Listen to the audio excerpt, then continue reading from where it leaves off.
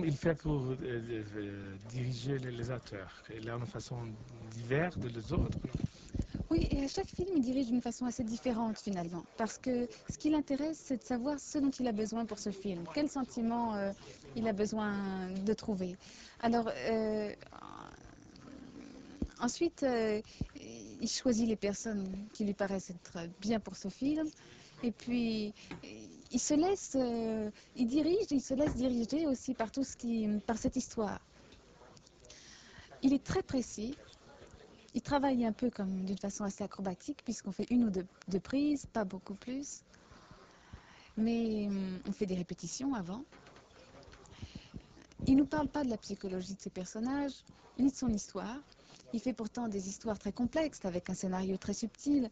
Mais quand il s'agit de jouer, il nous demande toujours des choses très simples. Il ne nous dira pas qui est Valentine ou qui est le juge, mais il nous dira écoute, je ne pense pas que Valentine est très contente à ce moment-là. Peut-être qu'il faudrait. Je ne pense pas que tu devrais sourire. Ou c'est bien que tu fasses ce geste, mais je préférais que tu le fasses pour la scène d'après. Alors, il a tout d'un coup une façon de peindre avec ce qu'on peut proposer.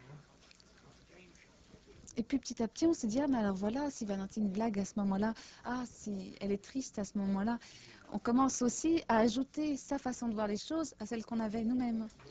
Mais le caractère principal dans le film rouge, c'est la relation entre ces deux personnes.